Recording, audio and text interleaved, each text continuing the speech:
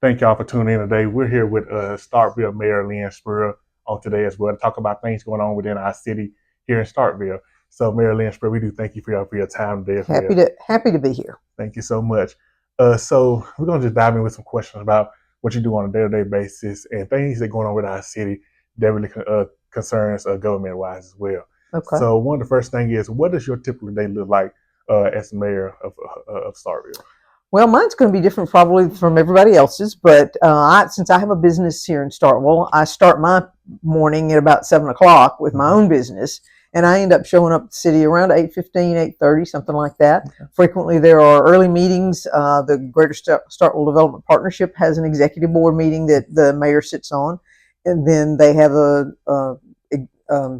just a general board meeting, and both of those occur early on Tuesday mornings, actually the mornings of our board meeting. So you have some things that intersperse like that, but a typical day would be show up about 8:30. I answer emails. We have a Monday morning meeting with the community development department, because one of the things that's a little different about what I do here in Starkville is that I'm serving in sort of the chief administrative officer role as well as the mayoral role. Okay. If people who don't necessarily know, I served as the chief administrative officer for the city from 2005 until 2013 through two different mayors. And so I have that administrative role. And when I got elected in 2017, we decided we could probably save a little money by not having a CAO and allowing me to serve in that role. So I do day-to-day operations as not only the mayor, but as the chief administrative officer as well. And so I work in that capacity, which means, there's a little more of that, I still do, ribbon cuttings. I was at one today and that sort of thing, but there's a lot of the actual operational stuff that I do that mayors might not necessarily do. It's amazing. In a normal city. So, that interaction with department heads, I have the department head meetings that are set up prior to a board meeting. So we're in preparation for a board meeting on the Wednesday before a work session on Friday, and then the following week, the board meeting on that Tuesday. And then subsequent to the Tuesday night board meeting, we'll have a Wednesday morning recap of what we did and what the steps that need to be taken based on what the board did that night, and then also looking at what the next board meeting is going to look like. Okay. And so, each one of the departments has got their own area of responsibility. I try to stay out of that because I don't want to micromanage them, but it is still something that I need to be made aware of things so that if something were to go wrong, or if you get comments from outside sources like social media, Facebook, Nextdoor, Twitter, X, then you're aware of what might have gone on or what might have occasioned that. If you're closing a street for a water leak, if you're paving a street, then those things factor into people's lives and they tend to comment on them, and so that you can either provide information or give them a direction to go to get further information. Right. A lot of it's just communication in a lot of cases. That's amazing. I will say, from one thing that we heard this whole first 2 weeks is Starkville has like a lot of transparency going on where y'all don't mind sending a message out, letting citizens know what's going on. So almost everybody in the city is very appreciative of like that. Well, I think that's part of our obligation. As soon as I came into office in 2017, we made sure that we were Facebook Live on everything we did, and then now Facebook has kind of morphed into a YouTube use because Facebook doesn't hold on to those meetings in perpetuity, but we can move them over to YouTube, and then we can have them available on our website. So you can see the archived meetings, you can see the live stream meetings. We also live stream our work sessions. So those are all available as well. And we try to push things out on social media that we use a firm, and they've been wonderful for just providing information.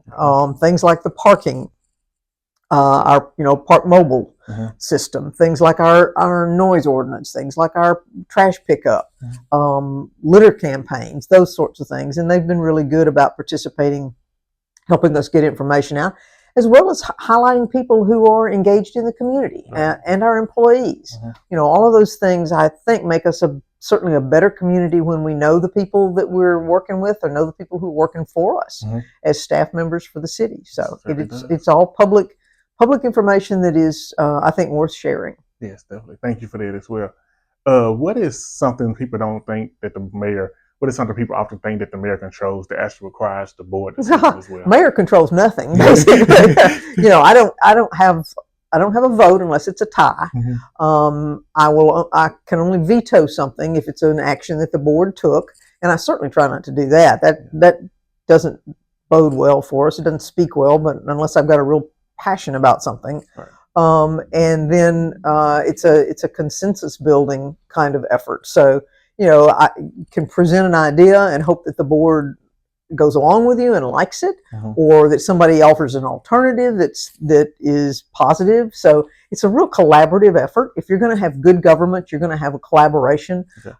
Nobody rules the day on any of this. I do tend to put a lot of things out there just because I think there are a lot of things that are important that we need to be looking at as a city that is moving forward. Right. We're one of the few areas in the state of Mississippi that are growing. And so with that comes challenges from our infrastructure, from any number of things that we do. But we've got such a great group of department heads. They've been very proactive about watching us as we move forward and where we're going to need to do our improvements in order to meet the demand that's coming our way. Right. Thank you so much for that as well. What is some things that in Starkville are some of your top priorities right now? Well, our infrastructure is the top priority, and when I tend to be the one going to Washington. When I go to Washington and I ask our legislators, our federal legislators, our two senators and Congressman Guest, Senator Wicker, Senator Hyde-Smith, and Congressman Guest, for additional help with funding of things, infrastructure is the primary request. Nothing right now that we ask for from our legislators is frivolous. There's nothing fluffy about it. We're asking for infrastructure to support our wastewater treatment plant, which is aging, but we're in the process of upgrading it so that we can grow. Because if we don't upgrade it, we're going to be capped at the number of connections we can make, and then which caps our population. And so that and water well and all the assorted elements that go with each one of those, because each one of those systems, like a wastewater treatment plant, needs lift stations and piping and clarifiers and aerators and all sorts of things that are part and parcel of that have been aging. And so while I would have preferred we'd done a better job over the 50 years of the age of that facility to have done it as we go along and been a little bit more proactive about it, that's not where we are right now. And so where we are is that we've got to make replacements. And so we've passed bond issues that will hopefully secure that.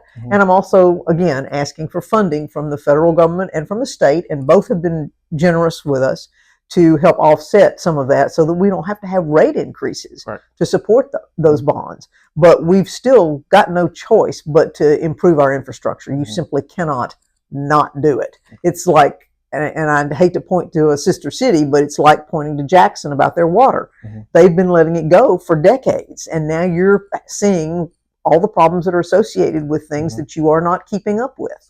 And we need another well, and that's one of the things that we've asked for from the federal government, because they have funds that are available for that sort of infrastructure, and so we've asked for that. And all of that is to help us with our growth, because as people come into town and need more services, they need more water, they need more places for that water to go. That's right. Or an upgraded place for that water to go. But all of that's pipes. All of it is intricate. It's check valves. It's all sorts of things that you just, unless you're engaged in it, you just really don't think about it. And every bit of it is expensive. So it's just a matter of understanding that, having good people in place who are professionals and who see that future and understand what they need to do to make that happen. And then we'll end on a good note as well. Well, one question before we end, our last question is: recently there has been a community discussion about types of development coming to Starkville. Next month we're going to be talking to Mike Taggart about local development as well. But how does the city approach balancing economic development with the kinds of business that comes, and how does that work? All right. Well, I get so many social media posts about we don't need more chicken, we don't need more Mexican food, we don't need another car wash, because we've got a car wash sign that just popped up on Louisville Street and 12. And so the thing that people, I think, don't realize is that, while the city certainly supports growth and development, we don't pick and choose. That's not something that we get to do. Private sector has the role in determining if I want to invest $5 million in a car wash that sits at Highway 12 and Louisville Street, and it's up to me as to whether or not that's going to be successful. Do I struggle with the fact that that's a very prominent corner and that a car wash is going there? Would I have rather had something, I don't know, a little more retail friendly in the sense of a shopping area, or a really, not a Logan's, but a Logan's or an Olive Garden or something? Right. Would I have loved that? Yes, I would. But we don't get to choose that. That's our capitalist system. If I want to succeed or fail, I get to choose. If I want to invest in a bowling alley, which again, one of those things that people would like to have in Starkville. The reason we don't have one is because, number one, the people who had it before, I think, retired out of the business. Number two, it is an incredibly expensive business to build, so you got a huge investment up front. And number three, while people would like to have a bowling alley, they might want to go once a month or once every couple of months, and that doesn't feed the bulldog. That doesn't pay for that investment. So you've got to have an adequate population who's willing to support those things. Like people talk about a Target's. We don't have the population, the draw of the population that would support a Target's. I do know that a Hobby Lobby is interested in coming here, and I think at some point we will probably get one. I think there are probably some others that wish to come here. But if the location is not right, for example, right now everybody wants to be on Highway 12. Well, Highway 12 is pretty full. And for those folks who might have some vacant property, they think it's worth a whole lot. So you've really got to make that return on investment work. And the city is not in a position to drive that. We certainly facilitate their efforts because we want them to succeed, but we also, by virtue of our role, we've got to make sure that they are meeting building codes, that the stormwater is not, a huge impact on what they do, that the traffic is that's associated with it is not an extraordinarily complex part of how it fits in. I mean, the issue with Wendy's, for example, on 12, right there at 12 and Jackson, where people make that U-turn and then are backing out into traffic. Some of those things are important to understand and to help offset if there are ways to do that. Seven Brew now wraps around the entire, the shopping area there is. We don't want to stop Seven Brew from coming. We just got to figure out how that works. And you would think that if you were like 15 deep in the coffee line, that you might find another place to go get coffee, or if you're 10 deep in the Wendy's line, another place to go get a burger until that traffic eases up a little bit. But people tend to want to stay, and that just creates issues that we have to make sure we understand. We've done the best we can to allow them to be there and not create problems in other locations down the road. But that's all part of that development process. Highway 12 is particularly problematic because MDOT still owns Highway 12. And so, for example, my understanding of the development of this car wash is they're not going to be able to have an entrance sitting on Highway 12. Their entrance is going to come off Louisville Street, and that's because that area in there is really tight, and it's near that major intersection. So there are a number of entities that have to come together to make something happen, like a new venture along a highway that belongs to MDOT. Okay, so that's good information as well. And then we're in on a good note as well. What's something that, well, it can be many things as well. What's something that you are proud of that you have solved since your term as mayor as well? Well, gosh, there are so many things, and remember, I can't use the pronoun I. Everything I do, because I am a weak mayor. I do not have anything other than the bully pulpit or the pulpit. That's an expression, an old Theodore Roosevelt expression. I don't have anything except a platform from which to advocate for things. The board has got to be a part and parcel of making those decisions. But I think the thing that started us rolling was Cornerstone. And so I would say that that's the cornerstone of the years that I've spent. By the time 2029 rolls around, it will have been 12 years. But right now we're sitting at 9 years. And I think the things that we've accomplished have been very, very dramatic for the city. Cornerstone is one of them. We've touched every one of our parks, some a little more than others, but McKee Park, for example, was a major reinvestment. Yes. The Highway 182 is a $42 million project. We would never have gotten that but for funding. There are still people who don't like it. But I think it's a remarkable project, and I think it's going to transform the downtown area and that corridor. It's going to make people proud of coming into Starkville, whereas before it was a little iffy on the quality of the landscape, the quality of what people are entering town to see. So that, and then you move over to Main Street, and I think both of those projects, they sort of sandwich that block in between, and both of those projects, without them, we would not see the purchase of property along Jefferson Street and along Lafayette Street that's going to turn into mixed use and residential downtown. It's going to bring things into our downtown. So I really do see an enlivened approach. We've got 2 hotels coming. All of those things come from a process that we've put together. But I think it started with Cornerstone and the community's willingness to support that as the next step up. And one of the things that occurred during our public sessions about Cornerstone and getting it done and getting that additional 1% tax, is we have a history of not doing things in the highest and best way. And I really don't like that history. I don't want to hear that. A long time ago, someone said that Starkville did the least with the most.